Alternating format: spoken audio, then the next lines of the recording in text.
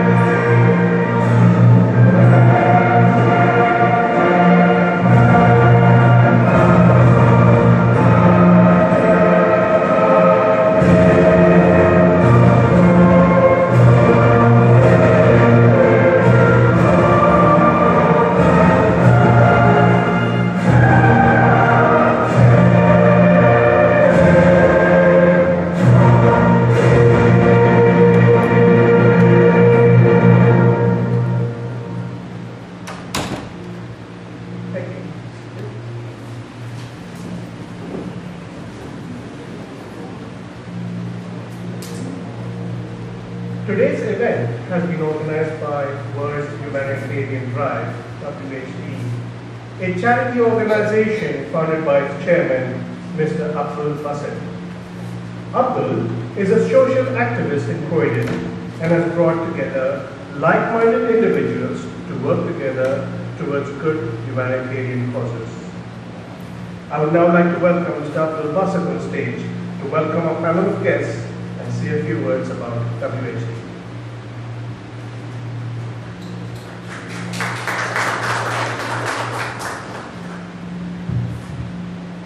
Good evening, everyone.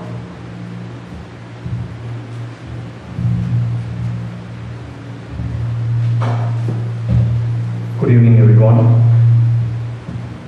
Thank you for coming to one of our WHD launching. WHD as an organization, we started this organization to promote peace and education and to stop crime, knife crime, which is happening around Croydon area and around London. This organization have seen a lot of things which is happening in and around Croydon, which is very depressing. Our primary intention is to promote peace in our organization, in this world. So this seminar has been launched to promote peace and love to our humanity. As an organization, we are striving for humanity. And during humanitarian crisis, we are there to help people from all backgrounds. And first comes our community, which is our primary intention. That is why we have launched this seminar today. This seminar, what we are planning in the seminar is we are trying to speak different things in this seminar. First thing is regarding immigration. I've seen a lot of people around Croydon area who are having issues with immigrations. When they have issues with immigration, they will not have a peaceful mind. So primary intention of it is to create a platform for them to counteract with immigration. Second thing is when people who have got difficulties with immigration, the first thing that comes to their mind is go on a wrong way. So in order to stop that, we got a crime solicitors over here who can guide you accordingly so that you don't have to opt in for crime as your necessary resource, because you need to understand crime is not an option which will not pay on a long term. Other thing is we got our doctor, Dr. Maruf, who is well known throughout the world. He's here to address us. Thank you, doctor, for coming. And apart from that, we got our Indian High Commission people who are here to assist on representation and other help which the OCI department is providing to Indian people. And finally, we have a list of awards which we would like to give in our premises today to all people who have really worked hard for these awards. So first of all, I would like to take Barwin to take in charge. Thank you very much at the last minute. You have taken a really kind heart to do this. Thank you, Barwin. So I'm not going to take any more longer. Please, Barwin, you can continue.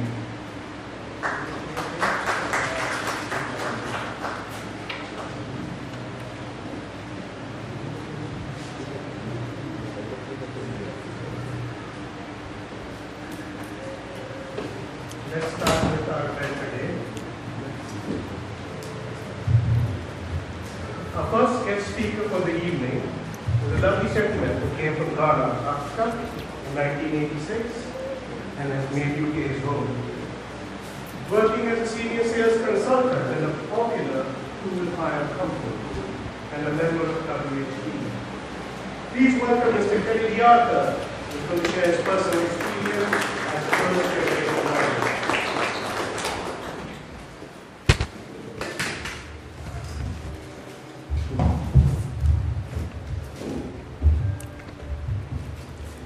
Good evening, everyone.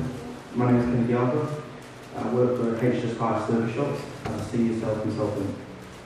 I'm also a proud member of WHD, who have been striving for peace, cooperation between all faiths, and to combat crime and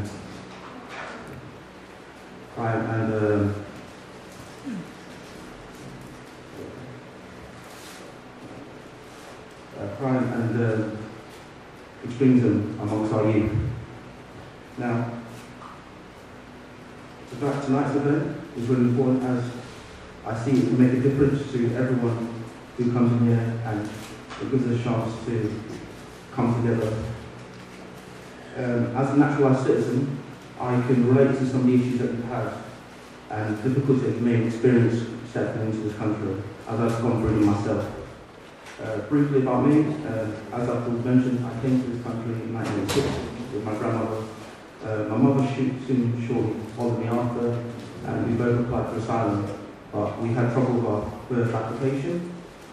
So soon after that, we decided that my grandmother would become my legal guardian, and this would be the best opportunity for me to have a stable upbringing. So I ended up growing up in Manchester.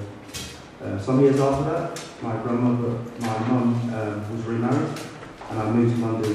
This gave me a chance of a fresh start, so I could get used to living in another place and meeting new people.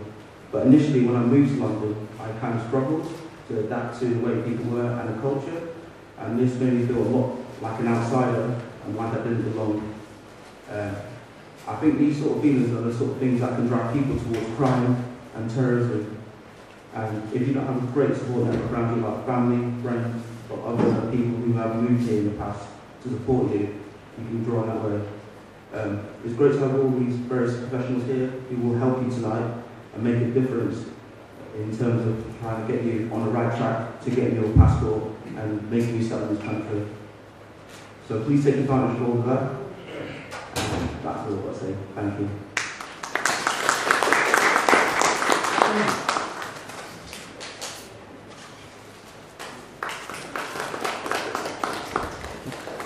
Thank you, Kennedy. That was a truly an immersive experience. And I'm sure some of you who are here in the audiences may have faced similar events in your life. Our next guest speaker for today is the CEO of Hayati Life Care UK, Dr. H.M. Maroof.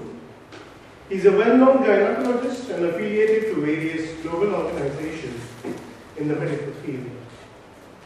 Dr. Maroof has been supporting humanitarian activities in several countries for over 35 years. Please give a warm welcome to Dr. Maroof, who's going to speak to us about mental health, stress and depression issues in relation to crime and immigration.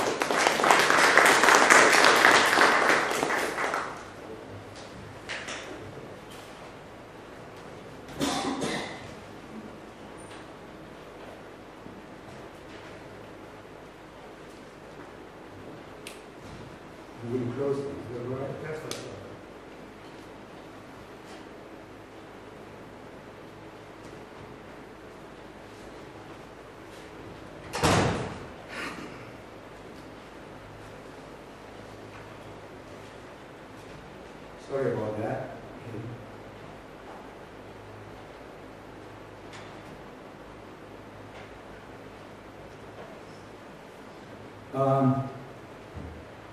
Brothers and sisters and children, I'm glad indeed to be here, standing in front of you. Perhaps I must also tell that I'm the president of this organization called World Humanitarian Drive, okay? And as a president, I thought we should have a tip of the humanitarian problems that exist in the world, which currently is a human crisis, okay? And the first thing that happens is that we need to understand that, we need to alleviate that, and eventually we need to get over this, yeah? And so this is I'm going to talk about health in humanitarian crisis. What are the hopes in the horizon? I might go through this very fast because I want to show you pictures mainly and some important points, okay? Now, we know that beautiful nature is polluted by humanitarian crisis, and in this one, it's as an endless journey people have taken, and with death and disease all the time accompanying them.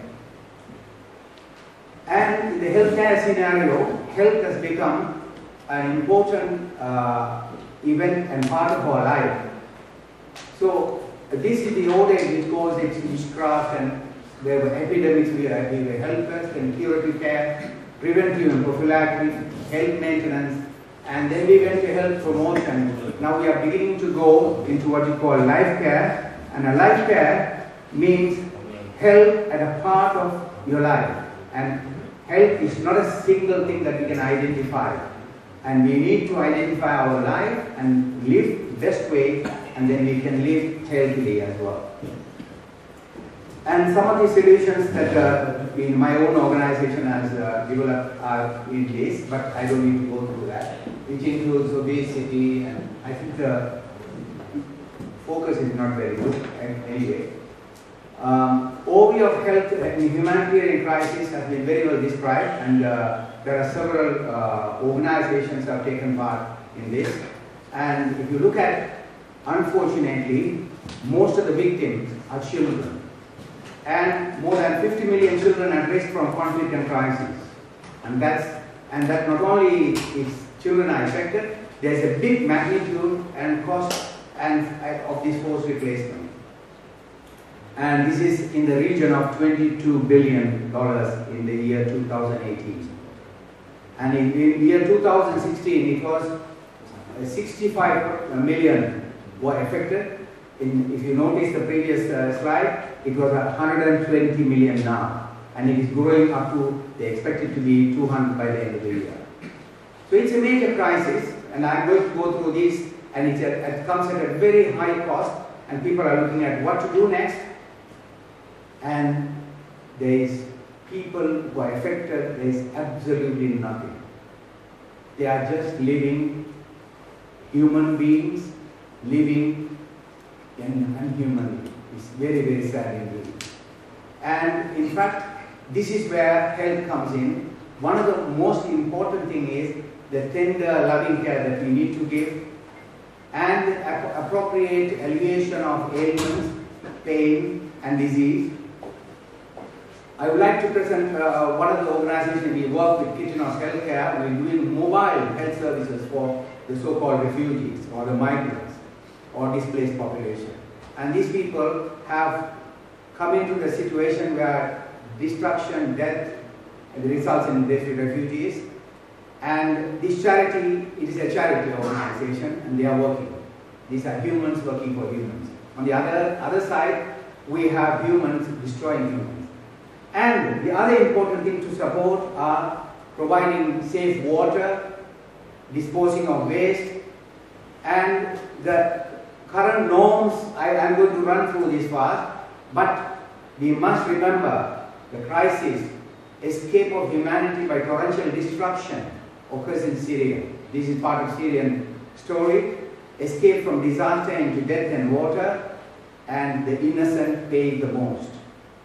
And the embroiled in this so-called destruction of humanity are the children again.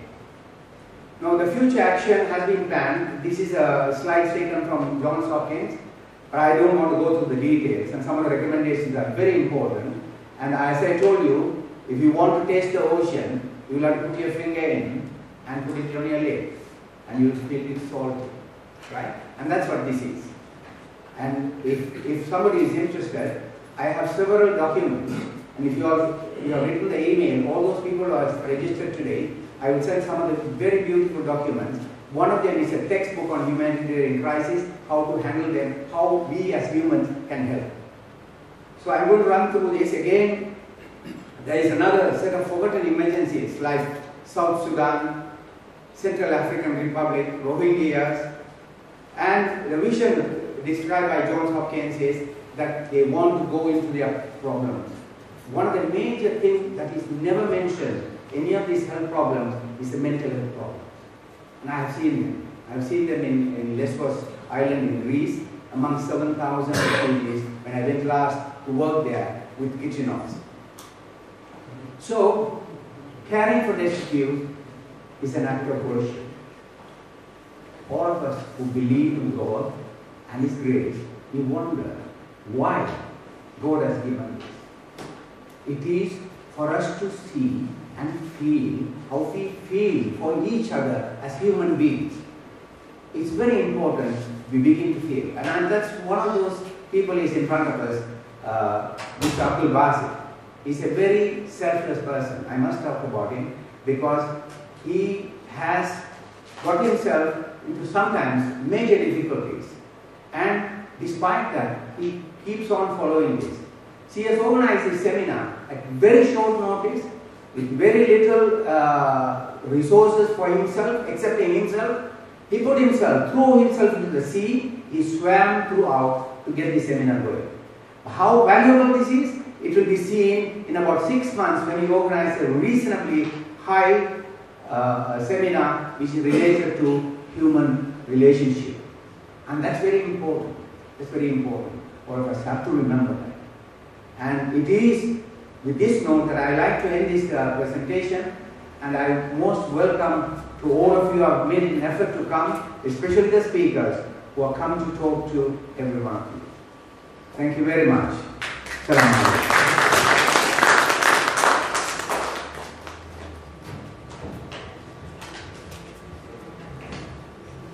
Thank you very much.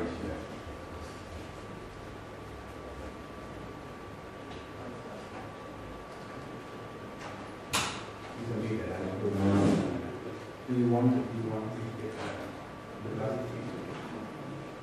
Let's make it a little informal. The number is not very big, so we can walk across. I mean, I would like to have didactic discussions, but at the end, probably we have a panel discussion which we can talk about. Yeah, all right. That's it. I get to the correct place. This is where you are. All right. Sure, that's it.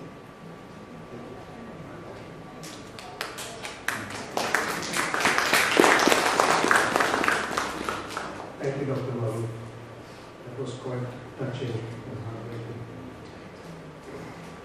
Our next guest speaker for the evening is a recognized figure in the Croatian community. She is the cabinet member for economy and jobs in Croatian Council and has a wealth of experience and local knowledge across a wide range of areas including education, health and well-being. Today I have the pleasure of welcoming Mrs. Manju Shahul Hamid, who will be talking to us about the assistance the Council can provide to the first generation migrants to the UK.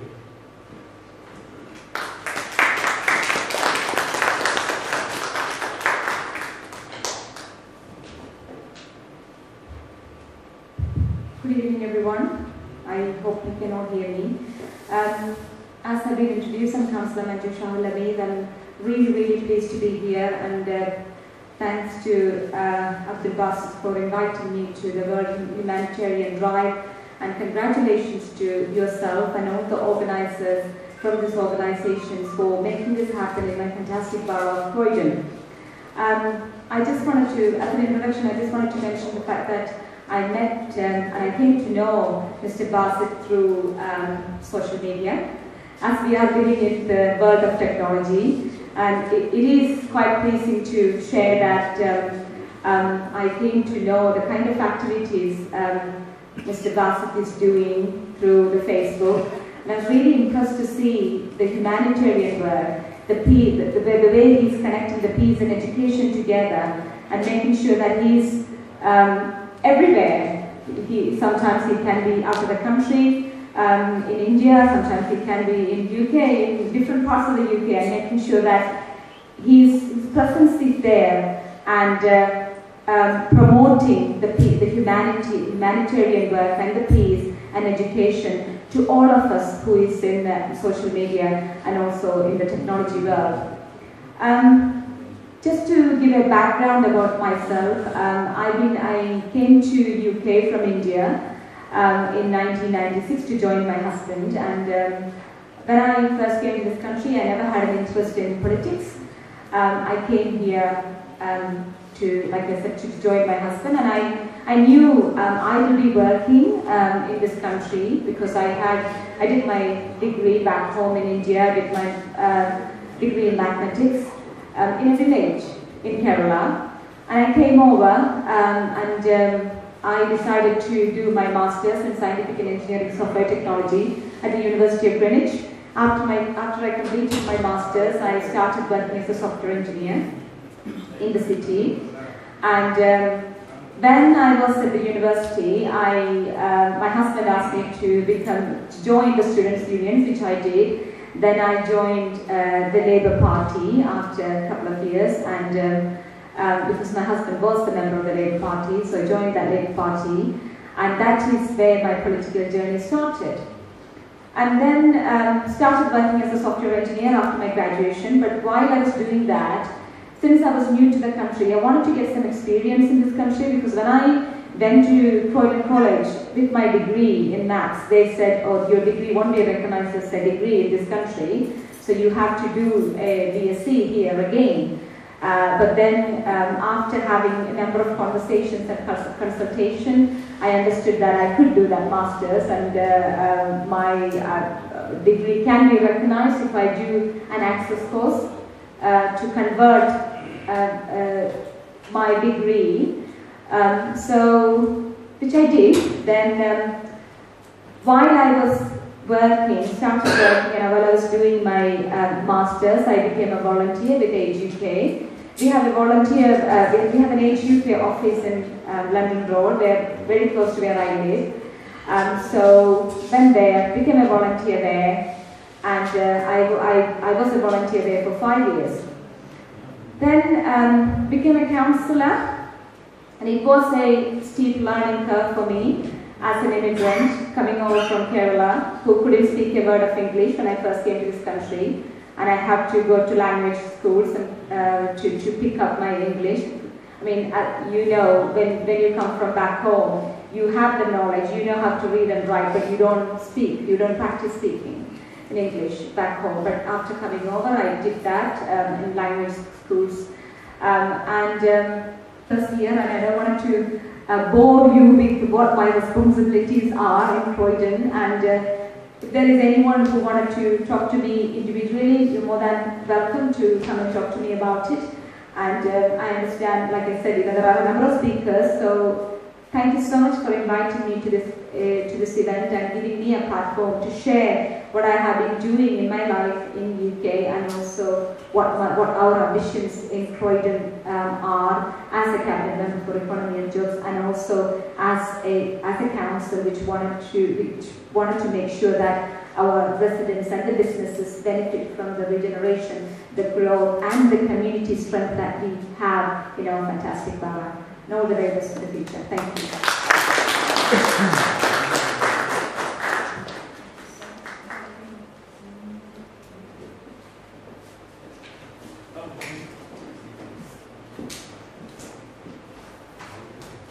Thank you, Mrs. Mani. I'm sure everybody will agree in this country of baby boomers, youth representation is definitely required. Also today evening, we have among us Mr. Raj Voodoo and Mr. Golden Lambert, partner lawyers at Raj Law Practices. They specialize in crime cases as well as family and civil litigation matters.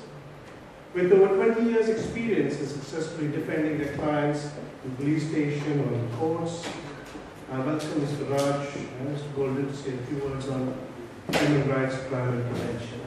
Thank you.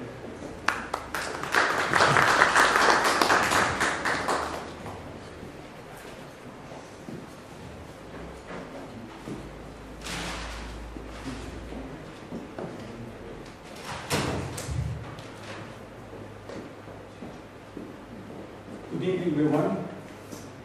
My name is Raj Voodoo. I'm a solicitor from Raj Law. Together we go the numbers with the lawyer, the same firm. We deal with a number of youth who has committed crime. Our job is to go and defend them as public. Our job is to represent them to the best defense that one can have. We're not there to go and lie in court, but we advise them regarding the procedure that are available, the defenses are available to them. This concept, this phenomenon which has been created by our friend Abdul is very good. It's trying to get those youngsters away from crime. But the difficulty what we are having at the moment, people has committed crime, they have been sentenced for the purpose of rehabilitation. But prison is not working. We all aware. There has been some discussion and debate lately in the news. You must have seen that they're trying to introduce rehabilitation centers for women who have been convicted for crime. That's very good. This is the direction we have to go for man and woman as well. The first time offender, we try to defend them. If they are convicted, he goes to court, he goes to prison. When he or she comes out, he or she becomes well versed in crime. They go to the University of Crime. I mean, you just mentioned that local councillor that we want to create a university in Croydon, which is very good. But the University of Crime has been created and running in the prison already. That's what needs to get us. I would like to touch a bit on human rights. My friend Golden Lambert will carry on it. Human right, what is human right? We all know what we're looking for human right. To get human right, we need to get the human wrong right. What is human right? We need to do the right thing. Human rights, a concept started from the European Convention of Human Rights. Became law in this country in 1998. The Blair government introduced that. It was enshrined as law by a parliament in 1998 and start to apply as law in this country in October 2000. So basically whatever the European Convention of Human Rights was provided, it has been introduced into the Human Rights Act 1998. The difficulty at the moment we may encounter, I need to touch on that on Brexit, whether the human right which has come from Europe into our legal system here will remain or not. This is a debate we need to discuss or one need to think about. I think I need to deal with crime, human rights and care. I will leave the rest for Mr. Lambert to deal with that. He will be touching on a bit about everything we have discussed. One more thing I want to add before I leave. I've heard Abdul saying, immigrants, they need to know they don't have to go through the crime way to have their status regularized. That's a very good argument you have raised, Abdul. But we are not saying yes, you have to go through the crime way. But to make life easier for those immigrants, the law needs to be implemented in such a way to smooth a little bit, soften it. Then there's no way somebody will go through the crime route. So that's another debate what needs to be discussed through communities and bringing it with your councillors and MPs, talking about how they can, one can suggest to make life easy for everyone and to live in peace and harmony in this beautiful United Kingdom. Thank you very much.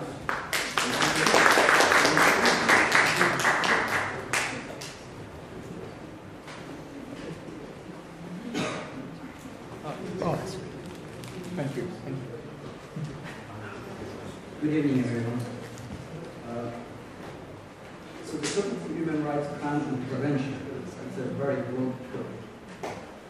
Interestingly, the UN Special Report on the Rights to Privacy was there last week in the UK.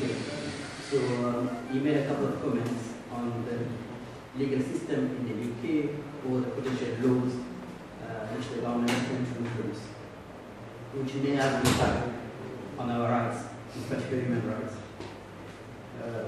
So one of the concerns we raised was the plan to make assessing propaganda on 3 or more different locations and methods. So if basically you go and someone really so-called terrorist material 3 or more times, it will be considered an offense under the proposed law. So that person may get prison sentence 10 years or more, even if that person has done nothing with the material, or it's not passed to a third person, or it's not collected for terrorist purposes.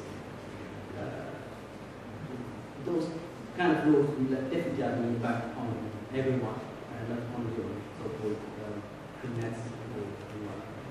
Because as you all know, the legal system in this country has 2 specific purposes. One is for men's right, you have to have the mental mind to commit the crime, and the most important is that you have to go and do something. So here, the government, the plan is, if you say, okay, you have read something 3 or more times, therefore you must have done something wrong. So that's where the issue is. Of course, so many human rights organizations and other have criticized or made some concerns as well. But the most important is any law or any violation or breach, technically, what we consider human rights, we have to consider the global context of if that means we have to pass the test of necessity and proportionality as well.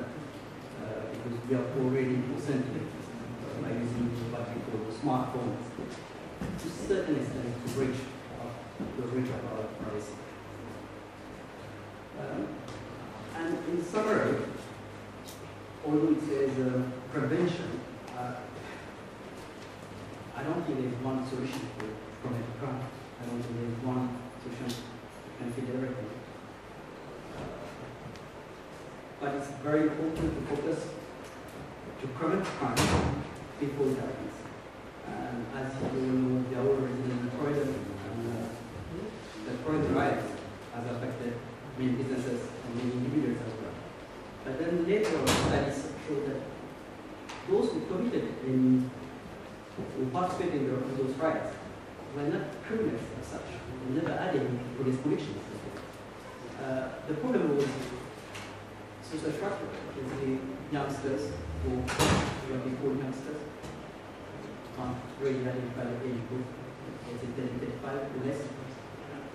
We never had dinner around the table at home, or there's no social structure at the family or level. No. So that's one easy way to address the issue. This is something we can address it.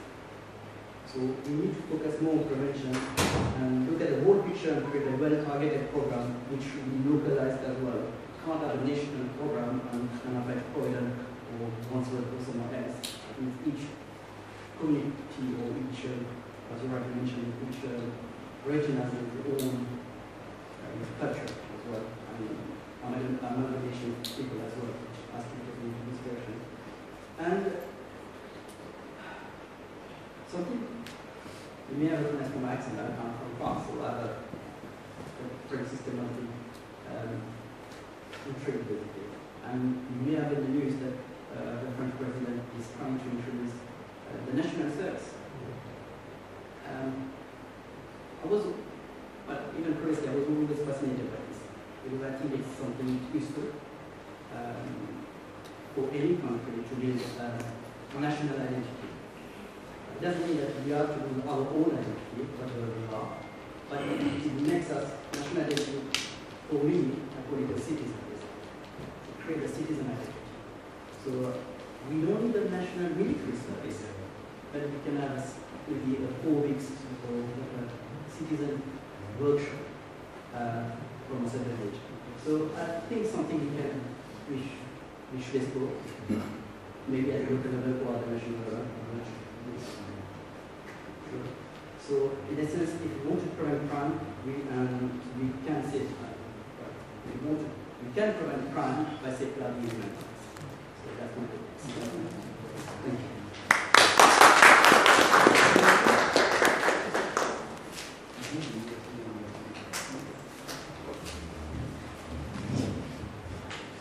Thank you very much, Raj. My personal experience about prisons, I've traveled across England to 52 prisons, looking up their facilities, and I can surely tell you a prison life is a normal.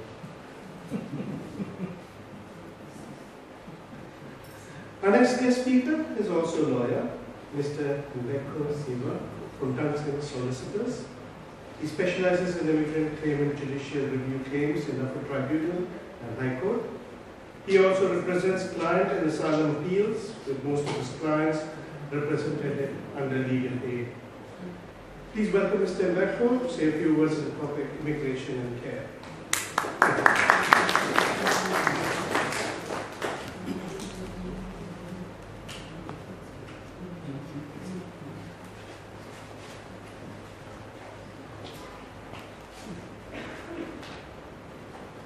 Good afternoon, ladies and gentlemen. Thank you for having me.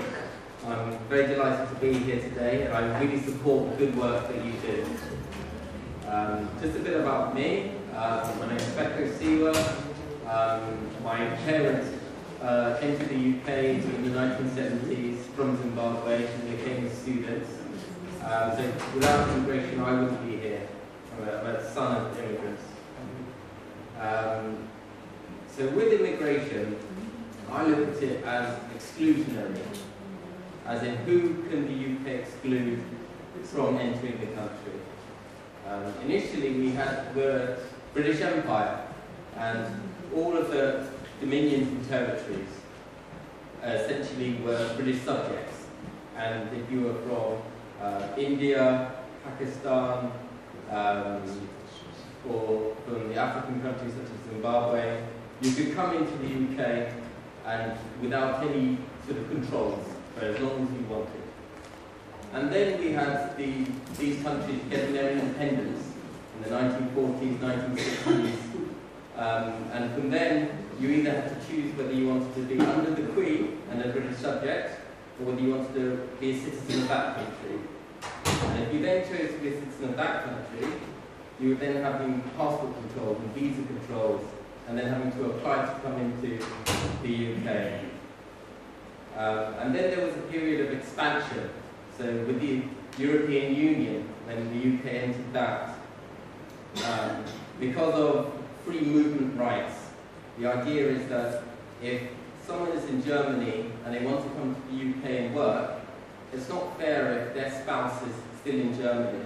So they then have the ability to have their spouse or their child to come and live with them and work whilst they're working here. And so we had an influx of Germans, Italians, Romanians coming into the UK because of the reciprocal free movement right. So in the same way that the Germans and the Italians can come here and work and study, so can we go over there to do the same. And then now we have Brexit, and Brexit is the big unknown.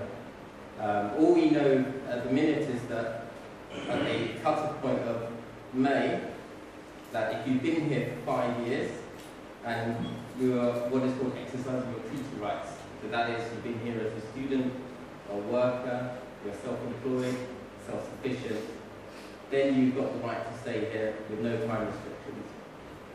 So we don't know if that's going to apply similarly to people who come here after the Brexit cut-off date, or people who fall short of that 5-year period. What is going to happen to them? Are they going to have an extended period in which they can make up to 5 years and stay here? Or are they going to have to come under the more restrictive immigration laws? A lot of my work deals with asylum seekers, and asylum seekers don't have the money to pay for lawyers. So the government funds them under a scheme called legal aid. Legal aid is essentially means tested. So you first look to how much does that person earn, and they have to provide documents of that. So bank account statements, letters from a supporting family member, and often if they're in detention, then they can't get that. So they may qualify for legal aid, but they don't have the documents to prove that they qualify. So that's one of the sort of flaws in the system. Another flaw in the system of being able to access a lawyer is the fact that you've got the legal aid cuts. So in 2013 we had the coalition government, and they decided how do we save the legal aid budget a lot of money. And what they came up with was £350 million of savings from a £2.2 billion budget, by essentially saying we're no longer going to fund all of these areas of law, and you're going to have to either find money out of your own pocket, which you may not have, or you may go to a charity, and there are lots of good charities out there who will help, or you might have a very good solicitor who's willing to work for no money, which is called pro bono. So to give you an example of the things that used to be funded up until 2013 and no longer funded now. If you're an EU citizen, so you're a citizen of Italy, Germany, France, Romania, you come to the UK, you've committed a crime, the Home Office might seek to deport you from the UK, and that's no longer covered under legal aid. Similarly, if you're an EU citizen and the Home Office find that you're sleeping rough in a bench, either because you may have mental health issues, you may have trouble, you may have a job, you have trouble making the rent each week or each month, and you're falling on hard times, you stayed in a temporary shelter, and even that temporary shelter is no longer available to you, and you find yourself sleeping in a park because you've got nothing else to do. So the Home Office would then accuse you of abusing your treaty rights, which is saying that you're gaining an advantage by being in the UK, and they will then try and remove them from the UK, and unfortunately that's not covered under legal aid. Similarly with children, they may have come here very, very young, 7 years old. They've then grown to be young adults because no one has made an application for them. It may be that they're in social care and that social worker just doesn't know the law, hasn't put an application in, and they now find themselves having to be on the cusp of when you're leaving education at 16, 17, and they want to go to university. But the university is asking them for their passport or some proof that they are legal here, and they don't have that. So they now have to make an application to the Home Office. One of the things with these applications are that it costs a lot of money. Before you even talk about the lawyer's fees, which might be in the range of £1,500 to £2,000, you've got to pay the Home Office fees. And they are about £850 for the Home Office. And then you've got what is now known as the Immigration Health Surcharge, and that's £500. So you're asking for a lot of money to be put all in one go for someone who may be 18, doesn't have the right to work, and it's near on impossible for them. And then you've also got partners. So if you're happen to be married to someone who's British, or someone who's got indefinite leave to remain, and you want to make an application so that they can stay here, that's no longer covered under legal aid, so they will have to pay privately. The other way around this is you can ask the legal aid agency as an exception to pay for the lawyers, because otherwise it will be a breach of the person's human rights, because I've been in this relationship for example, 10 years, and they'll have to leave the country because they're not able to make this application themselves. With asylum seekers, one of the hardest things is to actually just get the documents to prove their case, because they're fleeing a war zone, it may be Syria, or they may be in Eritrea, and they don't want to have compulsory military service, which is never ending, and they end up breaking rocks for 6 hours a day in the sun. And they have to show to a Home Office caseworker the truth of what they're saying. But they don't have the documents because they're in fear and they couldn't grab them before they left. Or they may have that document, but it'll put them even greater fear if they're found by the authorities with it. So it could be an arrest warrant, or it could be a search of their premises, it could be a court document, and they simply can't take that risk. And they come to the Home Office interview, and there's an interpreter there. They'll be in Luna House in Croydon, which is a faceless room, and generally these people will be suffering. If you're a victim of trafficking, imagine you've come from Vietnam, you've been told you can have a better life in France. You only find that when you're in France that you're actually being used as a domestic servant to work for no pay, or even worse, you may be put into sexual exploitation. And then you make your way to England, and you claim asylum right on the arrival at the airport. And then you're having to give an interview to tell your harrowing details of what happened to you to someone who doesn't know you, cannot speak your language. You're having to speak to an intermediary. And this interview is essentially your life, because you've been waiting years to tell your story. And there's no clinical setting there. You're not in a doctor's room, you don't have a doctor present, you may be something post-traumatic stress disorder, and even just telling your story to this person may be reliving and making the trauma even more sort of pronounced. And then you go through that process, you sort of unloaded your burden, only to be told, no, sorry, you gave inconsistent dates. We don't believe you because the objective evidence says that this possibly couldn't have happened. Or you told one story about how you escaped, and now you've told a different circumstance, or the person's name. Peace. of global concern. Thank you.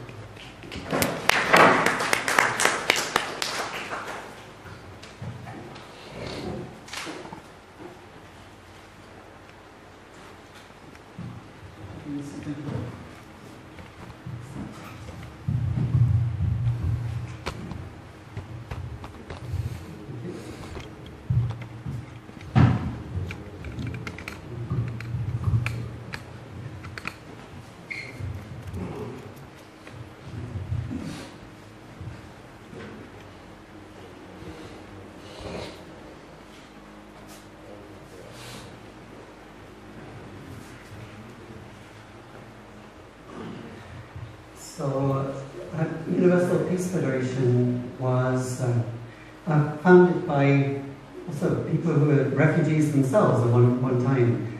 This is Father and Mother Moon. And we're happy to be in partnership with WHD today and to support this launch and to support further activities in future. I think when we talk about which is handed down by many of our religious founders. Prophet Muhammad, peace be upon him, he was a refugee.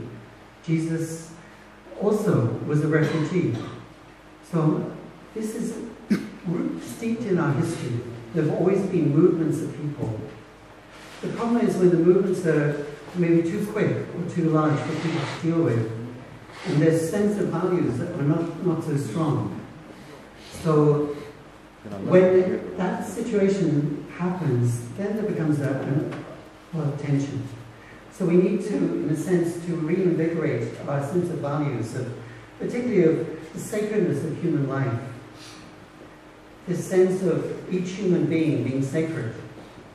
It doesn't matter which race they come from, which religious background they have. And I was very happy to hear about your multi-faith civic service. Because so many people from different parts of the Commonwealth fought in the First World War and also the Second World War. And Britain itself has a debt of honour for that sacrifice. So Pope Francis also gave a message at the beginning of this year promoting the rights of immigrants and of refugees.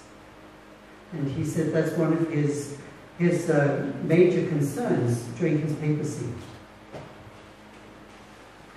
There is a sense also of the golden rule.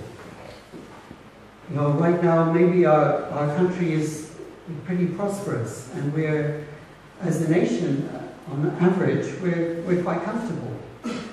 The average. But who knows, 10 years' time, 15 years' time, 20 years' time. Things change very rapidly.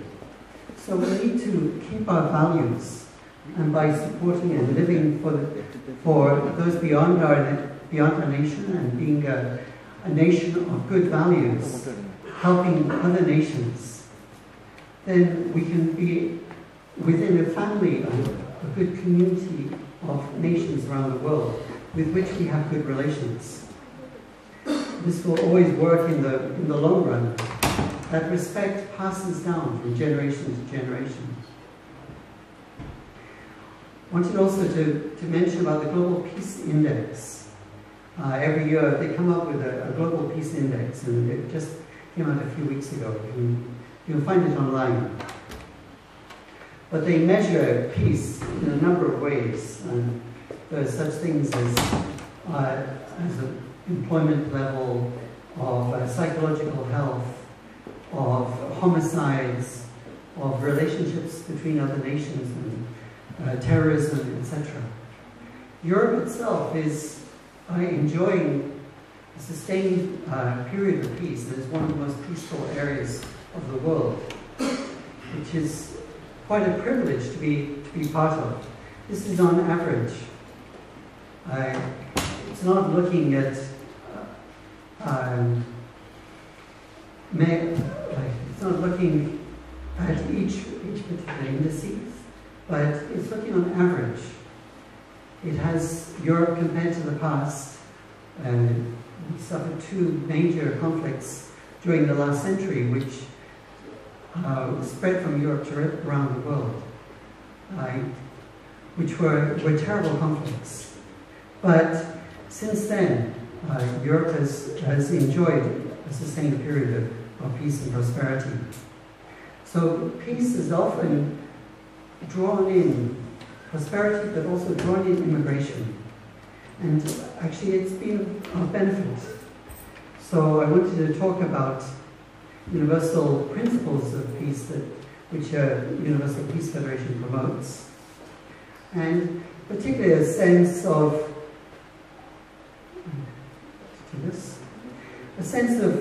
religion not being a dividing factor, but actually a unifying factor.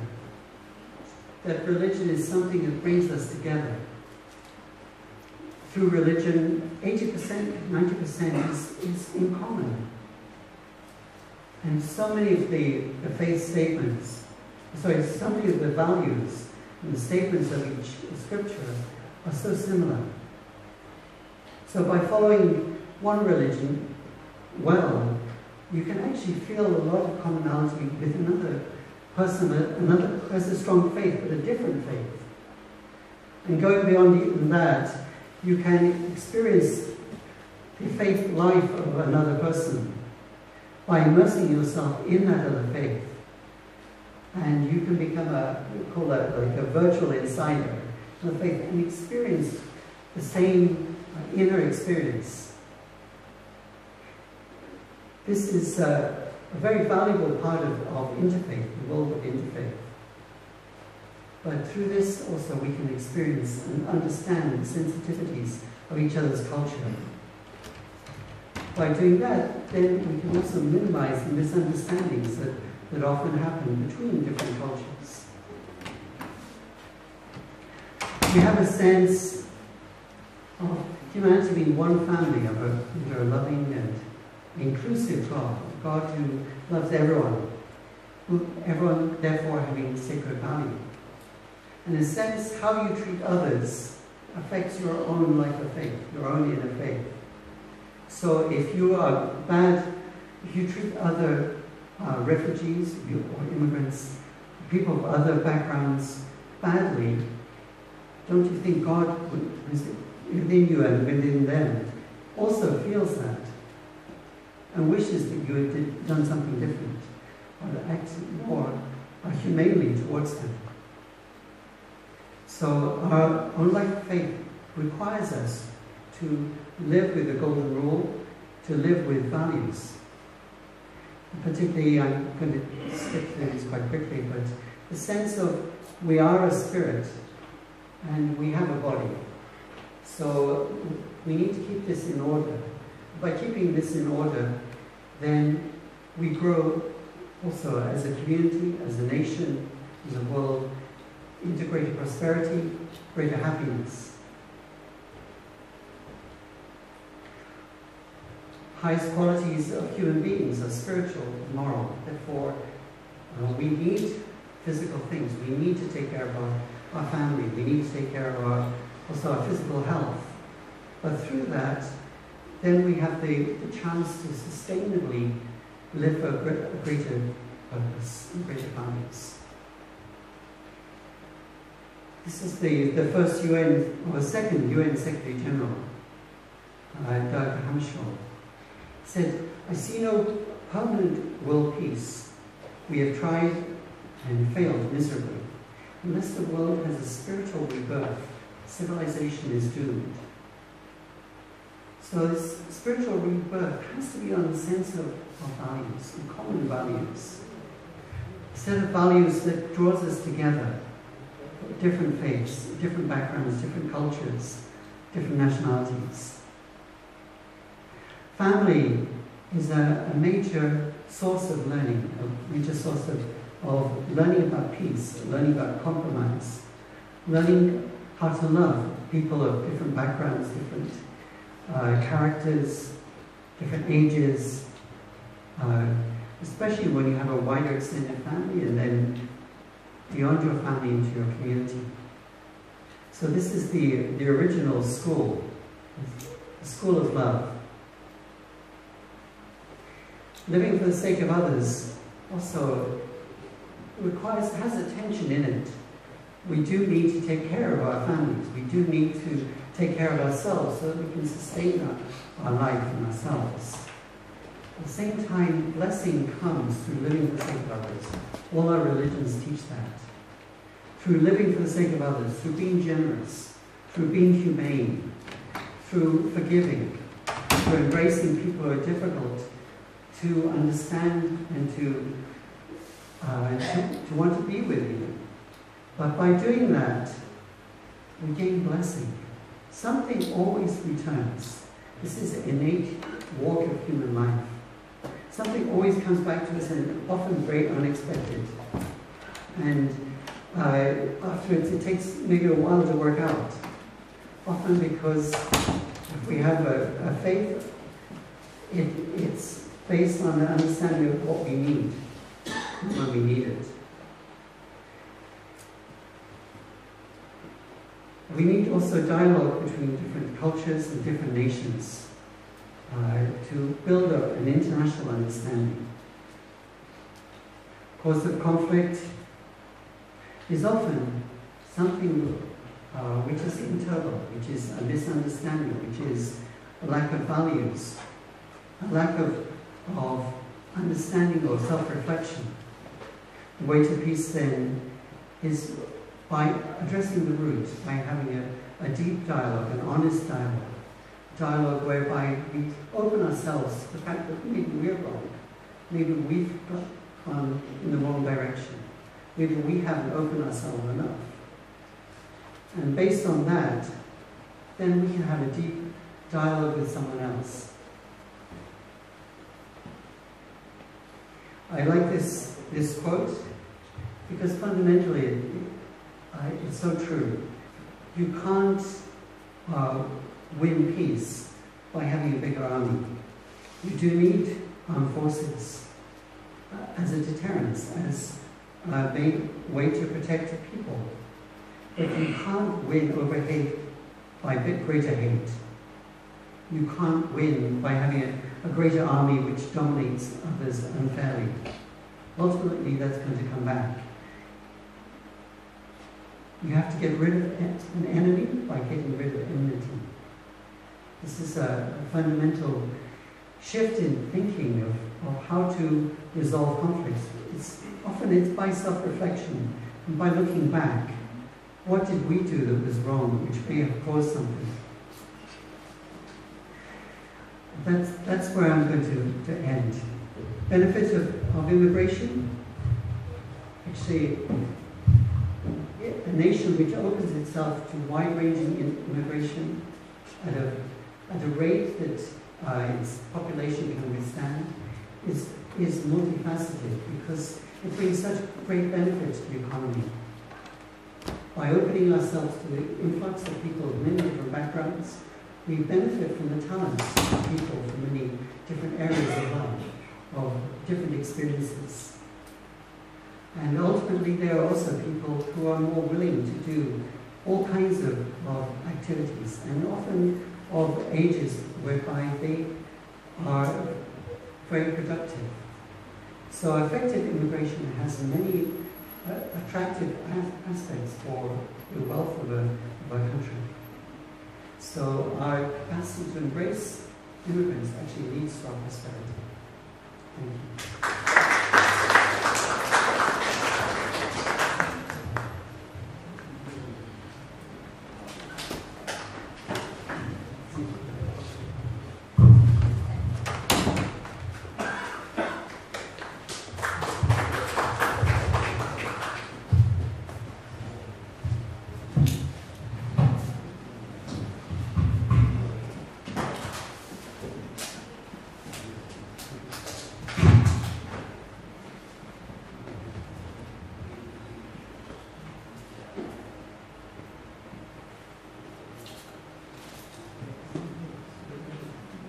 Thank you, Robin.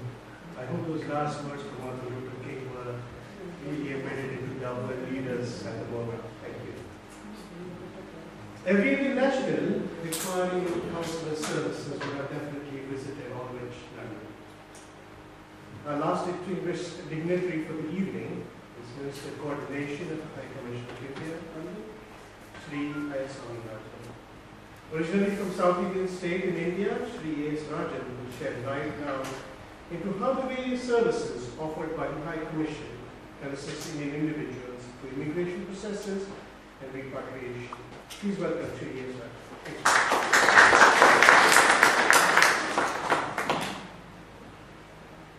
Good evening. First of all, I'm very sorry that I'm not properly dressed for the occasion. Probably India is one of the countries in which we ask for the repatriation of a few individuals from this country, which is not happening, who have come here with a few billion pounds and staying here. We want them urgently repatriated, but this country is not doing it. One thing. I would like to speak on 2-3 things, also some spirituality also, going by Robin's speech. Number one, I am dealing with the community, Indian diaspora community, which is 1.5 million here in UK. And of late, for the past 2 years also, we have been engaged so much with the community. We are there in every program, and we also want to have them in the High Commission, not only for consular services, now which is being outsourced to DFS. Earlier there used to be, people remember, big queue around the India House, long queue. But now people come to India House only to celebrate some big events, not for random for consular services. So that is one very positive aspect. Second thing is that I want to take you to the history of India from ancient ages, ancient time to the present time. India is one melting pot of culture, community, race, and whatever you want to call religion, whatever. It has been there, not now, time immemorial. So we believe in one concept which is called the entire world is one family. Vasudeva Kutumbakam. We don't differentiate people. That is why it is in the history where people, wherever the world suffered, they look forward to India to come and settle there. If you see the Jewish history, once Europe, this country, refused the entry, they went to India and founded their religious worshipping place in Councillor Manju is here, their place. Still people go there. That is in Cochin. Cochin is a synagogue was established. Jewish settlement in western part of India.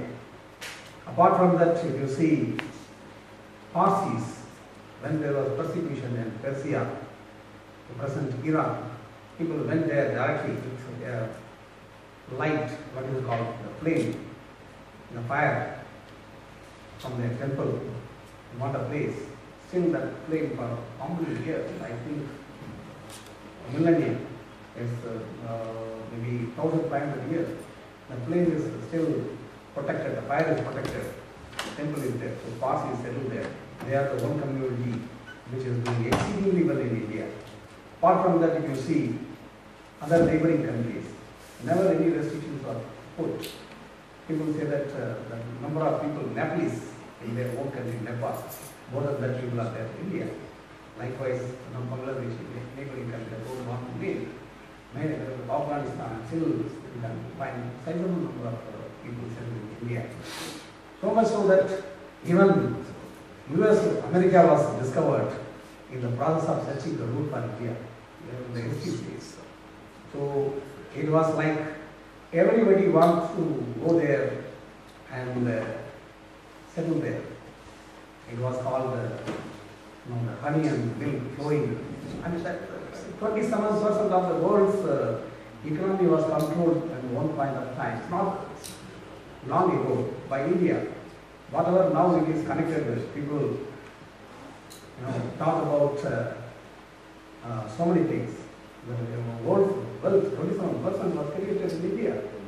So not many people from all over the world aspire to go to India in search of job and in search of settling, in search of the wealth India had to offer. Okay, with this, now we'll come to the current phase of repatriation. Already I told that we wanted desperately some dignitaries here in this country back to India. This is one. Second thing is that as I'm engaged with the community, we have been telling them that in case they want to go back to India, come in, they don't have a passport. We used to provide immediately one-way travel document back to India, to go back to India. We help them. And consular services, apart from outsourcing to one private company, we also have consular service. Today is a holiday. I'm very happy to see that very serious seminar is being held. Abdul Basim in the driving course and the interface, so many good things are being spoken. So likewise in India, India House, we go there. There is one emergency service. Officers from the morning late into the evening, they will be sitting there offering their services. This is one thing. Apart from that, we are also organizing surgeries in the community centers. Either it is religious worshipping places or community council centers, or wherever possible, we are taking the service to the people, Indian origin people, and extend the service to them. This is with regard to the repatriation of those Indians who are not having proper documents to stay in the country. We facilitate them, we help them to get back to India. Never ever we deny to take them. They are a part of India. That's what we believe. With regard to spirituality, as it was proper, it was stated, and from the beginning I told that Vasudhaiva Kutumbakam. We also believe in, Robin also mentioned that spirit and body has got spirit. So when people ask that what is the difference between the Western philosophy and the Oriental philosophy, I should tell in one word, that is one sentence. That is, West says that the body has a soul, but in East we say that the soul has a body. So three aspects if you see. Number one, the body. Body is not permanent. There is nobody, in spite of all the wealth they have in this world, nobody lives forever. So this is completely temporary one, body. And then the other end is that the soul, it never dies, eternal. So that is permanent. One is temporary, one is permanent. So what can be changed? Both cannot be changed. You cannot live forever and the soul will not die. So both can't be changed. So what can be changed is in between. In between is what is it called? The mind. And that also can be in the, as per the Indian philosophy, divided into four aspects. One is mind itself, intellect, consciousness, and ego. So as far as mind is concerned, yes, you can sharpen it. Intellect is concerned, yes, you can take, there is a separate paths like meditation. It is mind path, we call it Jnana Yoga, sharpening of mind. The other one is consciousness. Consciousness is like you have super consciousness and subconsciousness. In between what we perceive as consciousness is just like a small film, and above is super consciousness, below is subconsciousness. It's a very, very huge topic. So it is a kind of between knowledge and wisdom.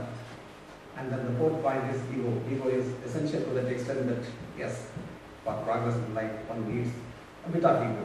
But that ego has to be that I am great, certainly, no doubt. But others are greater. So this understanding of ego and understanding of other beings, it helps in interpersonal relationship and finding our place on the earth. So the spiritual aspect also is a very, very vast subject. asked, I mean, it was not in my agenda to speak, but when Mr. Pravin touched it, I also thought that I should say this concept of what is permanent, what is impermanent, all these things. So anyway, it is not concerned with repatriation. Already I spoke enough about repatriation. Thank you very much for your attention. Really, it's a fantastic evening being with you. Thank you.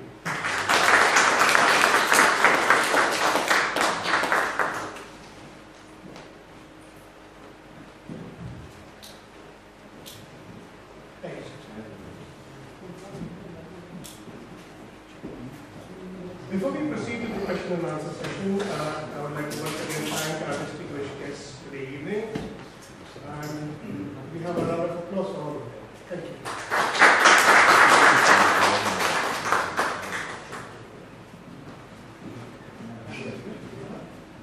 I now open the floor for any questions you may have.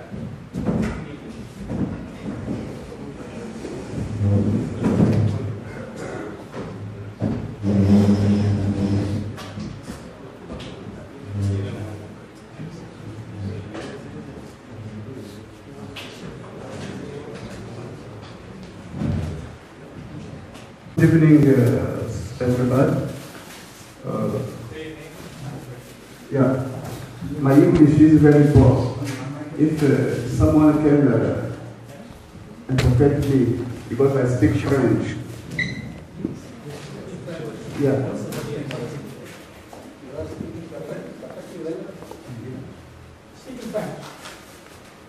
Bonsoir à tous. Je parle français. Oui, je demande ceci. Moi, je suis arrivé ici le 22 de ce mois. Jusqu'alors, je suis arrivé ici depuis le 22. Maintenant, oui, je suis arrivé ici depuis le 22 en descendant par Manchester. I came to this country on the 22nd of this month by Manchester. J'ai fui dans mon pays parce que j'ai risqué la mort. C'est par la grâce de Dieu que je suis arrivé ici. Congo, Kinshasa. I came from Congo to Kinshasa because I have my death. Parce que j'ai dénoncé le mal que mon peuple est maltraité, mais les enfants de mon province meurent de faim. Et il y a beaucoup d'insécurité, on tue les gens à tout moment. It was in my village, basically. I was doing some political work, and families are getting killed, and youngsters are working. So I fear for my life. Les visas qu'on m'avait accordés par l'Angleterre, c'était des visas d'affaires parce que je suis un homme d'affaires. Je n'avais aucune intention de venir rester ici. The visa I had to enter the UK was a business visa. I had no intention to stay in this country. When I entered, Maintenant, par rapport à ce qui m'est arrivé, je me suis retrouvé ici. En quittant Manchester jusqu'ici, j'ai perdu l'argent que j'avais et les passeports. Les visas et les passeports. Et les passeports et l'argent que j'avais dans ma poche. what happened is that I lost my passport and the money I had with me when I came to this country. Parce qu'on m'a informé qu'il faut que je puisse venir me présenter à l'immigration ici à Londres. I need to go, but I need to visit the office to settle my status. Mais, oui, ma question est celle-ci. Depuis que je me suis présenté à l'immigration, on m'a demandé de faire quoi? De prendre les rendez-vous. Ma question est que depuis qu'on m'a demandé de prendre les rendez-vous par l'immigration, j'ai pris. Oui, le procédure est que je ne connais pas le procédure parce que je ne comprends pas l'anglais. Basically, what I need to know is what's the process to seek asylum. I was told that I need to make an appointment, but I don't understand English, so someone has to explain to me the process. I can speak small in English. They asked me to make an appointment. From that day up to today, I am outside the migration. When I call, they speak in English, I don't understand anything. All the money is finished up to now. What can I do? This is my question. Have you got a friend who can interpret for you?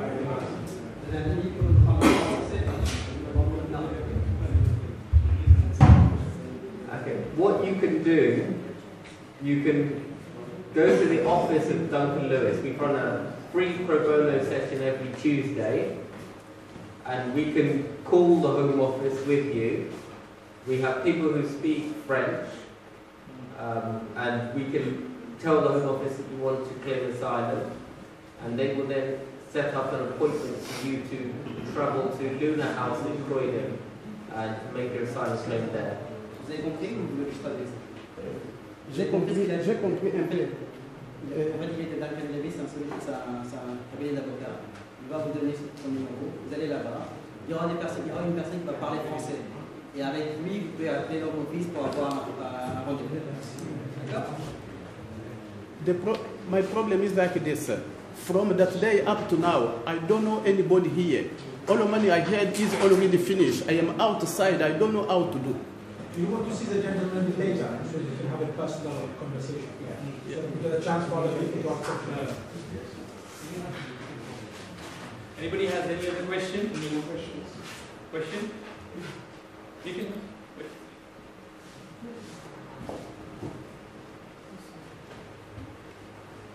Who else want to ask question? Can you come over here, please? Hi, my name is Gautami. I'm here in the country for 8 years now. I came as a student, and then I applied for, I got work permit with companies, and my bad luck or their bad luck. It's been like, after completing 3 years with one company, I got work permit with another company, because my contract was ended. So the second company I started, they could only stand for 3 months. Then after that, the company made themselves as bankrupt, and then it's been closed. So it happened like that. And then finally, with one of the companies, not recently, like more than a year now, we applied for a visa, but still we didn't get any reply from the Home Office. All we got is like they received our application.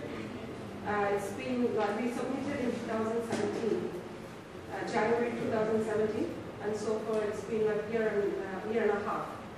We didn't receive any communication from them. So is there any reason, or from your experience, what do you think, like whether we will get a reply, like from your experience, what do you think, like whether it will be a positive or whether, how the outcome is going to be? I can't tell you whether you're going to get the visa that you've applied for, because I'd have to look at the application that you made. It's a work permit. But I'd have to look at the documents, and then I'll be able to tell you as to whether you meet the requirements of the law. Okay. But in terms of getting an answer from the Home Office, I have 3 suggestions for you. Okay. One would be to get your MP involved. So if you book an appointment with your local MP, your MP will then write or email the Home Office, and the Home Office will answer your MP, because the Home Office is very good at responding to MPs. All right, okay, that'd be very helpful for us, because we were speaking to our solicitors. I'm so sorry, because with some other solicitors, I don't want to name them. But whenever we ask them to write a letter, they always write, because we get a copy of it. But the Home Office never replied to them. They always just put it on the phone. So it's been like we've been with a family here, I have 19-year-old daughter who's going to be uni this year, where they are asking for work permit or like biometric cards.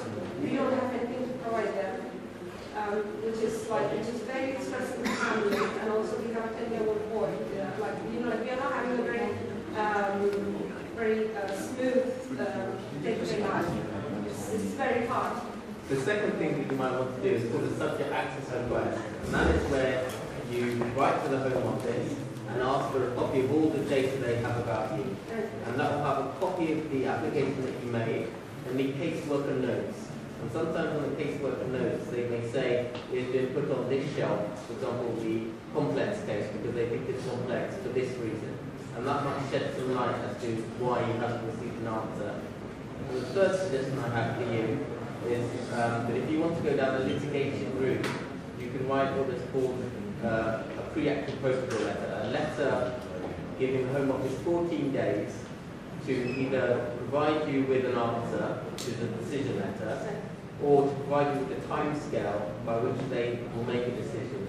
And they'll then respond to that warning letter, and they'll say to you, we're going to make a decision, or we're not able to make a decision at this time, and then you can then decide whether you want to then make what is called a judicial review claim. That would be you going to the upper tribunal and telling the judge that the delay is so long it's unlawful, and you'll be spelling out the prejudice, which is a detriment caused to you, because, for example, you might have anxiety, depression, the lack of status papers means that you may not be able to work, and so you have your witness statement setting out, for example, if you've gone to any doctors and they've prescribed you any tablets, and you have the doctor's letters accompanying that 14-day warning letter. So those are the three options I would take. One is contact your MP. Second is subject to request to get a copy of the Home Office records. And the third is the 14-day warning letter accompanied by your witness statement, setting out your detriment and any medical evidence. Okay. Yeah. Thank you so much. Can I just quickly come in? I was going to say the first option. We have, you know, where you live, do you live in Portno? We used to live here, but recently we moved to Croydon. Oh, okay. So you have to contact your local MP. And from my personal experience, there are people from the community who contacted us as councillors to find out what they can do. So we always direct them to the local MP. And when they write to the Home Office, the second and third option are really good as well. But it's better to go through the first option. Contact your local MP, then you get all the information. They have to, when an MP contact the Home Office regarding a client or customer, they have to give the full details of the case. So they will do that. So hence you will be able to get all the information in detail. So that would be the best option. Try that. Yes. Okay. Yeah. Thank you. Thank you, Mr.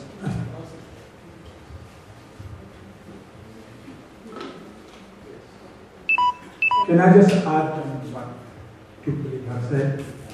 May I ask you paid the Home Office fees for that, isn't it? Yes, of course, yeah. Have you done your biometric already? Yes, we have. So you have heard from them with regard to biometric? Yeah. And your NHS, you paid for that? Yes, of course, yeah. So you've got £200, yeah, £200 per year per person. That's right. So you have the initial communication. Yes, of course, yeah. We got the application. Like they received our application, they sent a biometric, we did the biometric. Then after that, it's been quiet for 1.5 years. It's been very quiet. Okay. You have received advice from colleague here and advice councillor. So just follow what they said. Okay. Yeah, sure. Thank you so much. Thank you. Any questions? Yes. Speak to me. Ask a question. Hi, I'm Deepika. I'm here to ask him advice on my nutrition. So it's regarding my mom's issue. It's not about me. My mom came to this country in 2010. You need to speak more clearly into the mic. Sorry, yeah. My mom came to this country in 2010. She came in as a student, in student visa. And within a year, she got a work permit, and she'd been working for that company. She completed 4 years and 10 months, which is 2 months close enough to finishing a work permit. When she applied for an extension in 2015, her company was in suspension that we weren't aware of, so we made an extension with the same company. And for the next 2 years, the Home Office didn't get back to us at all for the next 2 years. So in 2017, we received a letter from Home Office saying your application has been refused because your company has lost its license. I mean, your company license is been revoked, so your application has been refused. They didn't give the grace period of 60 days, which they should for every employer that's been under work permit system, which is what, as far as I've read about it, which they didn't give to my mom. And the case has been going on, fighting for the 60 days grace period, and now it's been going. I think she has a hearing for an upper tribunal as well, and judicial review. It's been going on and on and on, but not getting justice on because it's not her fault in the first place. It's totally on the company's fault. So if it's on her fault, then I understand if there's anything that she didn't get a 60-day grace period, then I understand, but it's nothing to do with her. She did everything, she paid her tax, she's been working hard, she's doing everything she can for the company and for this country as well.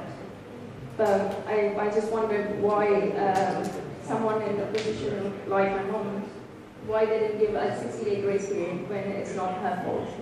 Can I just ask you one thing before I pass the mic? Yeah, sure. You've got a solicitor? I've got a solicitor, yes. We are ethically not allowed to advise you why you've got one solicitor already, but I'm sure my colleague may give you some pointers. I'm on her dependent as well. I've been on her dependent until I got married to British citizen anyway.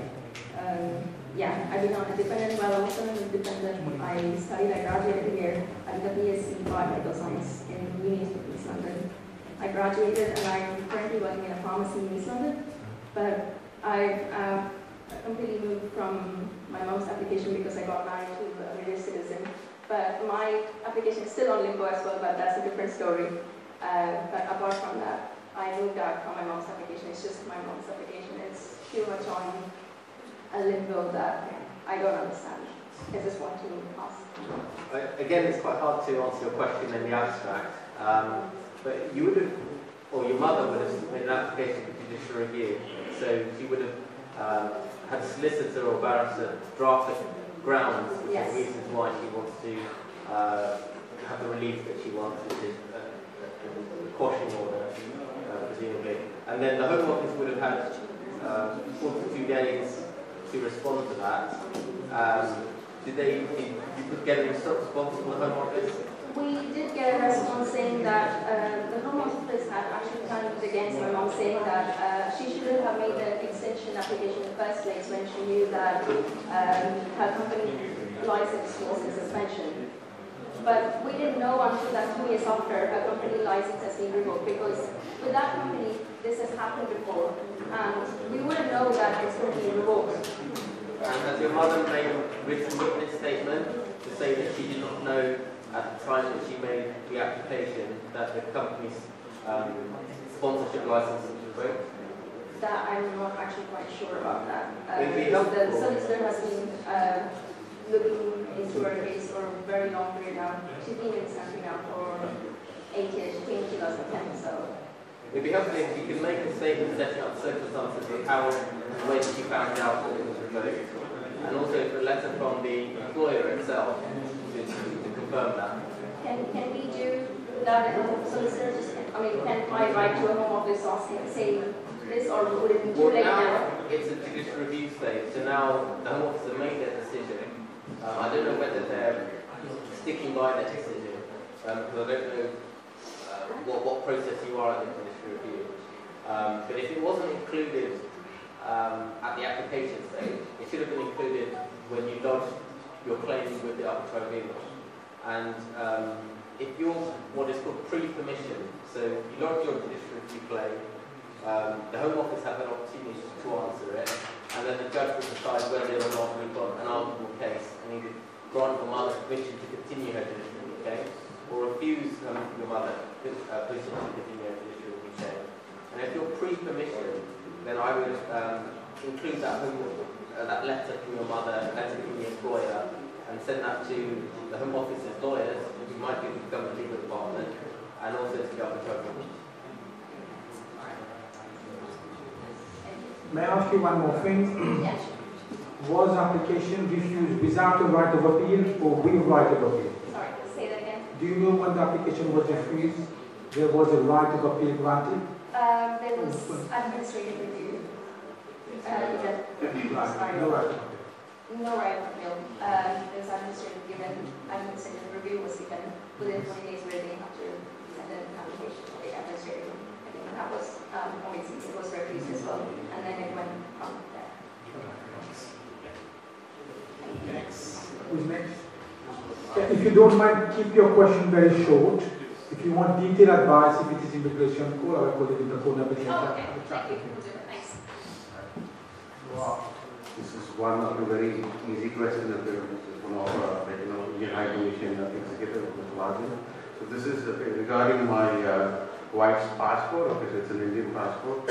She doesn't have a last name. Okay, some of the Indian passports, before few years, they used to provide us with only the first name, there's no last name. But wherever I go here, so last name, which I was supposed to register a company also here. Without a last name, okay, I was not able to register. So there's a slight challenge there. So my wife is from a different state, and I'm from Tamil Nadu.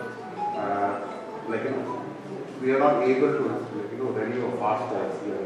They said we have to go back to India with the ration card. So is there a possibility? Can we do it here? Or is there a workaround for it? Yes, very much there is a possibility. Have you approached anybody earlier? Did you approach? No, I just, when I went for my son's visa, I asked one of the members. So I didn't ask anything formally, okay? So I asked one of them because when I got my son's passport, it was born here. So I asked them, so he said, okay, I have to go back to India. No. It's a very simple procedure. What I suggest, also others also, every Wednesday in the High Commission we have open day in which these kind of queries and then problems can come, and then and there the solution. So I advise you that this coming Wednesday come, and in case it is solved at the desk level, it is fine. Otherwise you can meet me. I will listen now. It is a very, very simple problem. Thank you.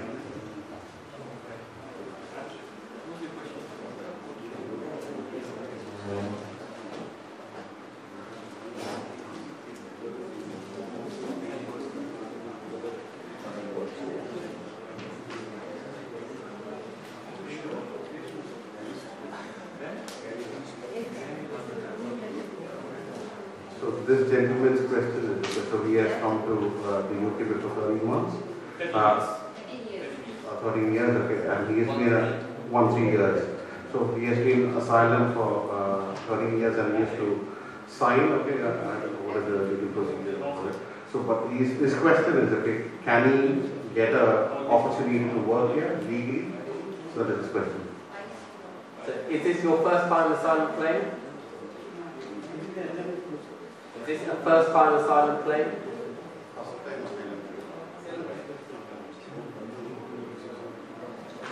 Yeah, I mean, he has come here as an asylum worker. Till the day he came here, he's an asylum worker. From the beginning, yeah. Well, the Home Office rule is that if you have claimed asylum and then you have waited for 12 months and there is a delay and the delay is not your fault, so for example, they're not asking you for documents and you haven't provided it, or they haven't asked you to come to an interview and they haven't gone to an interview, then you can write to them. There's a specific email address, and then you can ask them permission to work. The problem is that they will give you that permission to work, but they will restrict the jobs that you can do to those on the shortage occupation list.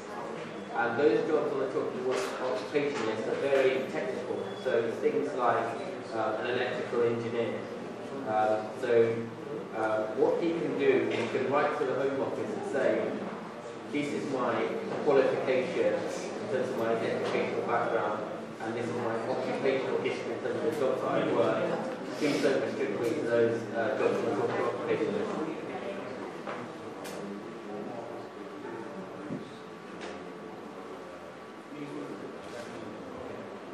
Can I quickly come in? Can I come in for that response?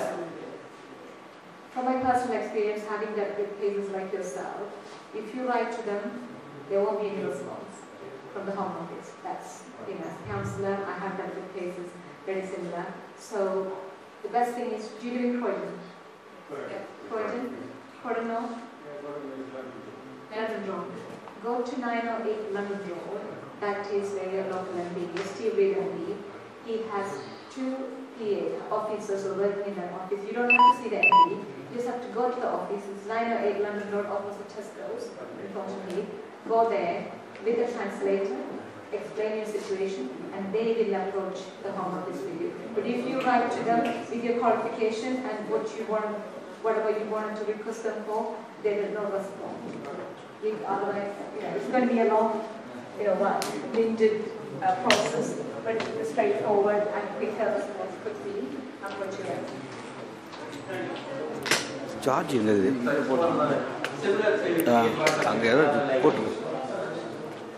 also after your home office records, you know where you are in the system. And you also charge whether you share this one booster. I'm sorry. I thought it was. Do you want to use it? No, I'm sure.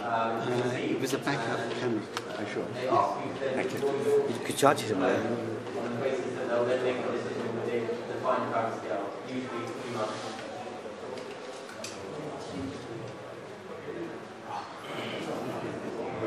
I have a gentleman here, I would not like to take his name, because I'm sure there will be people like him who came to it around the world. This gentleman has been living in this country for around 12 years. He's never sought asylum or anything of that sort. He doesn't have any documentation of his existence in terms of passport, etc. Not sure exactly how the council and the high commission or the lawyers can assist people like this.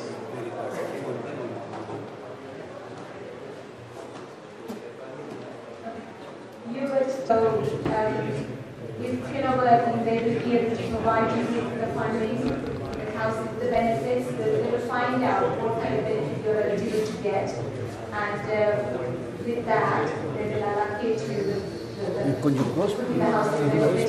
They give you breakfast. They will give you certain amount of money to spend. So that will be the first day. Zoom பண்ணா டக்குன்னு ரொம்ப zoom ஆயிடுது. இங்க ஏதாவது level இருக்கும்ல? We have a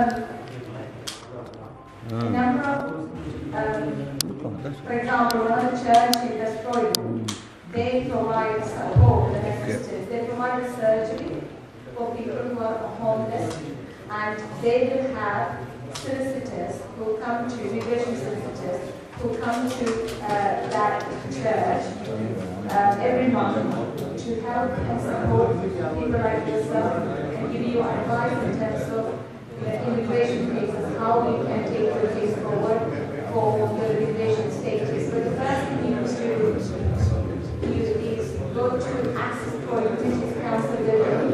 They're very, very friendly people, and they will be able to assist you, and they will take the detail and they will take your homeless case forward and provide you with that accommodation and the housing benefit case and so forth. So that would be the first thing you could do. And also, like I said, the surgery that you can attend.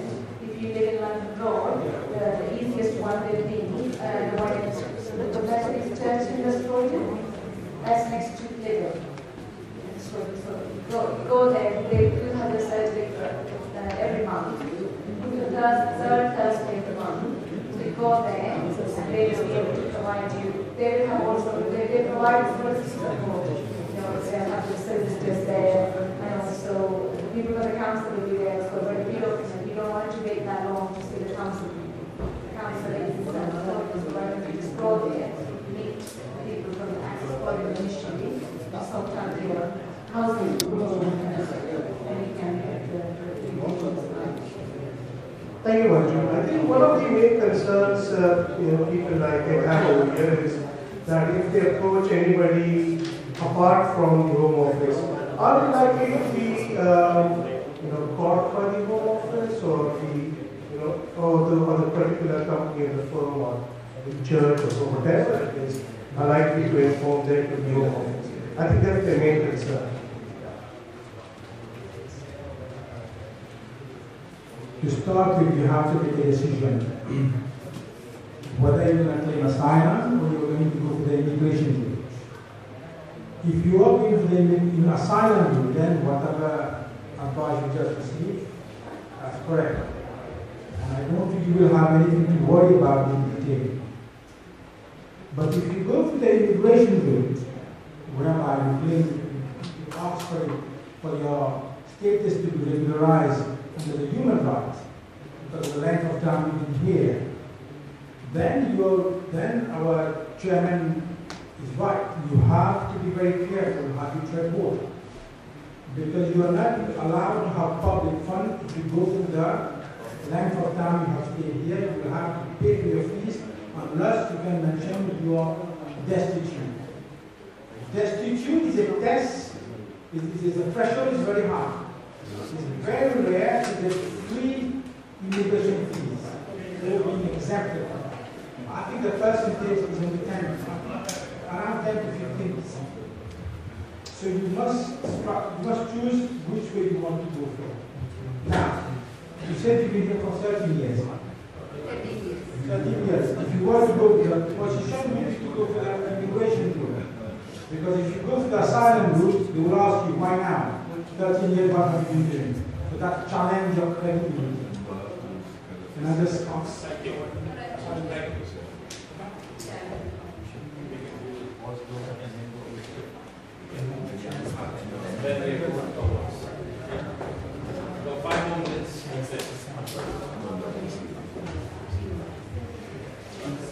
Thank you very much. We move on to the award ceremony.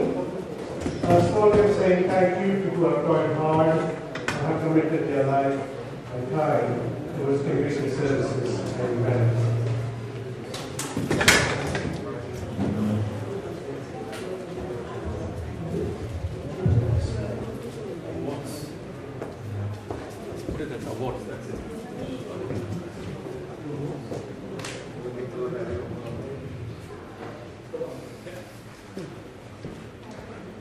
The first person to receive the award is the Enhancing Youth Sports Skills Award, is a gentleman who has, in the span of the last 4 years, trained over 500 children and youth in the Croydon-Sutton area to play football in a safe and friendly environment, and also help them on a social side that can enhance confidence within them and hopefully stays with them for life. And the Youth Sports Skills Award goes to Mr. Dale Hansen Wyatt.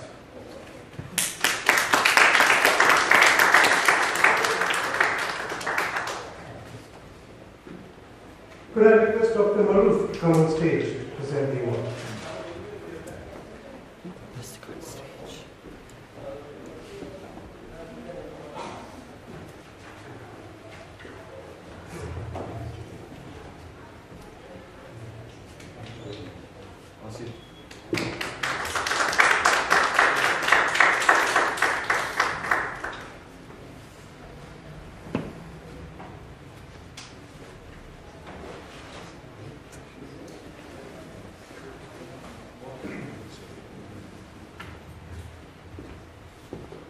Our second award is for community services, and as we've already introduced her, I shall not take any more time to present the award to Mrs. Manju Shawalpuri, and to present the award, may I call Mr. Robin on stage. Thank you.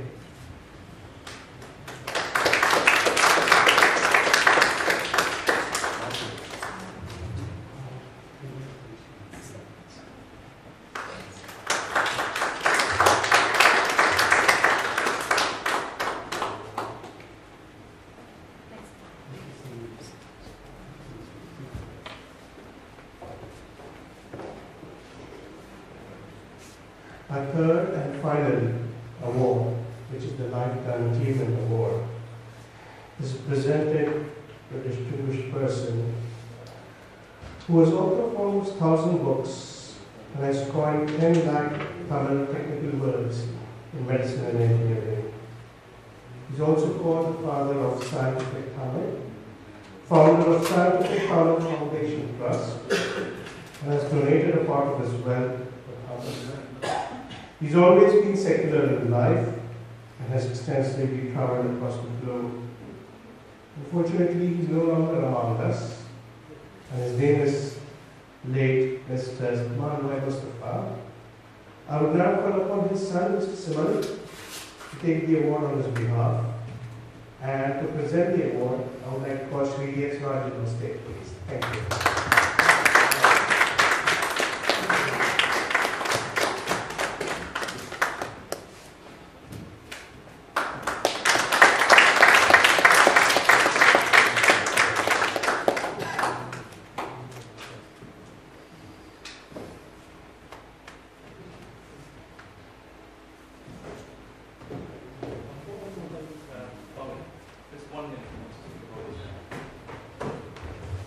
Thank you to the people of London for giving this opportunity for me.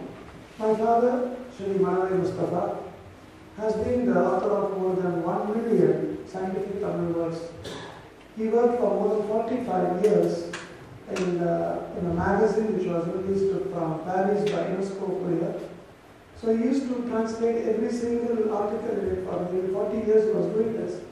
So every month he used to garner few words and collect them into a dictionary of medicine and surgery.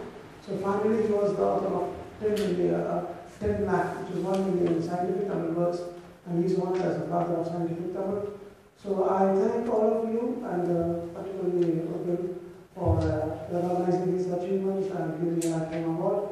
And on behalf of our family, one more time, thank you to all of you. Tamil Valga, thank you.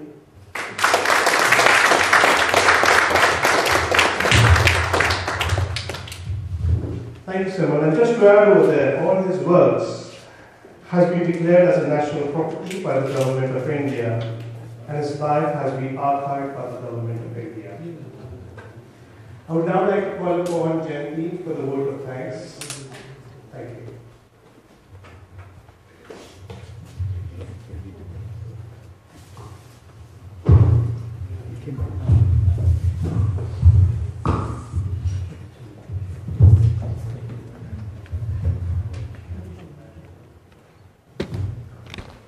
Good evening, everyone. I would like to start off saying a big thank you to Mr. Abdul Basit, the founder of WHD,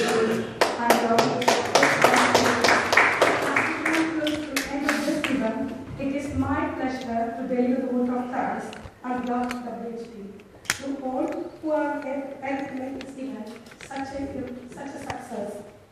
Thanks for also to the other members involved in this event, and especially thankful to everyone that got up on stage and enlightened us with the useful information on various issues where our community needs guidance and support.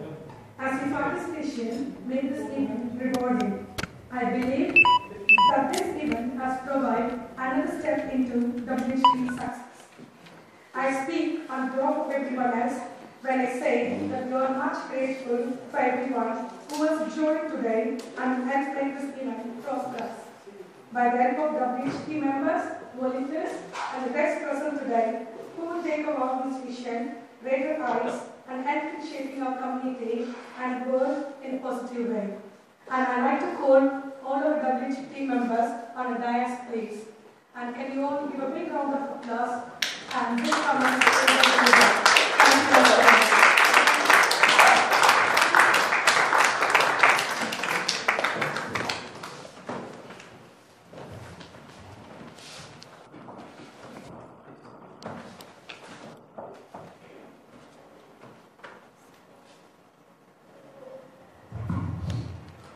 Thank you. I request our guests today also to be on the stage to have a photo session with our members of the group. Thank you. And thank you to all who have attended today, and have a wonderful evening. Thank you.